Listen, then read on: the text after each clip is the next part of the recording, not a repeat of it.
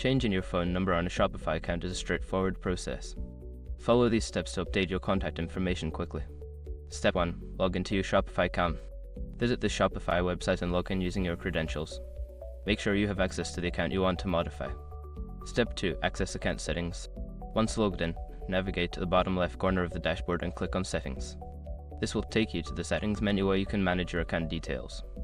Step 3. Select General. In the Settings menu, find and click on General. This section contains your store's basic information, including your contact details. Step 4. Update your phone number.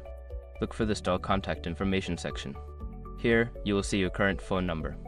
Delete the old number and enter your new phone number in a designated field. Step 5. Save changes. After entering your new phone number, scroll down and click the Save button to apply the changes. Ensure that you receive a confirmation message indicating that your information has been updated successfully. By following these steps, you can easily change your phone number on your Shopify account.